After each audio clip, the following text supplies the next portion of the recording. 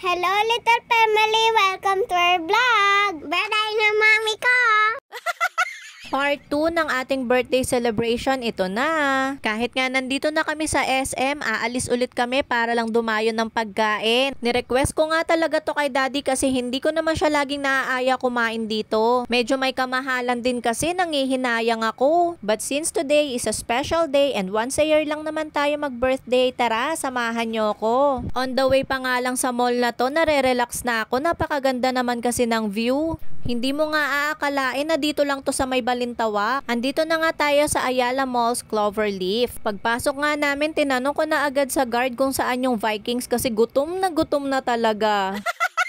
Kinabahan pa nga ako kasi bukod sa wala naman talaga kaming reservation, nakalimutan ko pa yung ID ko sa bahay. Good thing tumatanggap sila kahit ID picture lang. 1,138 nga yung rate nila today. Weekend kasi and also ganyan din pag holiday. Si Lia naman 408 depende sa height. 1,038 naman ang regular rate nila pag weekdays. Pero dahil birthday ko, free lang ako.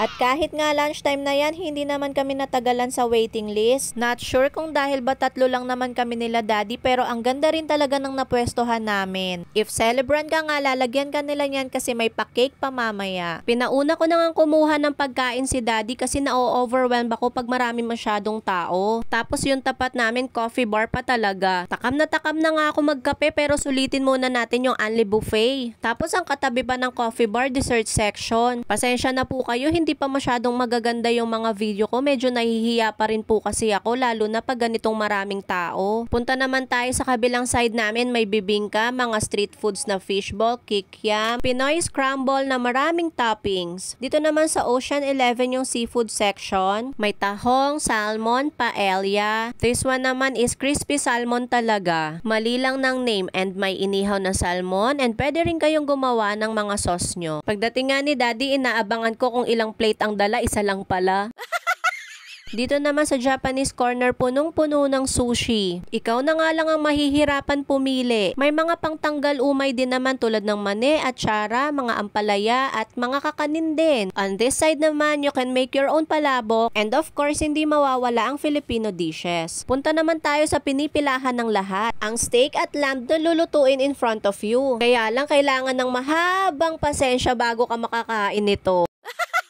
Pero syempre dahil birthday natin, hindi natin yan papalampasin. Ang technique dito guys, hintayin nyo munang kumonti yung tao bago kayo pumila para hindi sayang yung oras nyo. 3 hours lang kasi ang allowed para sa buffet na to. Pero sulit na yun at sobrang dami nyo na makakain at mapagpipilian. Kung gusto nyo talagang maraming matikman, konti-konting portion lang ang kuhain nyo. Tapos mga 1 hour before time limit, kung hindi pa kayo busog, di saka na lang kayo kumuha ng marami. Mas maganda rin kung mag-iikot muna kayo at explore kung ano yung mga variety na pwede nyong pagpilian. Kasi sobrang dami talaga, tulad na lang ng dessert, meron pang isang section dito. Mga ice cream, candies, donuts, and pastries. Sa totoo lang, hindi ko na natikman yung mga yan kasi dito ako nakafocus sa parang pika-pika na burger, sobrang sarap. Pati salad. And of course, hindi mawawala ang drinks. Sabi ko kay kuya, pahingi ako na may pinakakonting alcohol. Aba, 4 na alak ang pinagsama-sama. Oh no!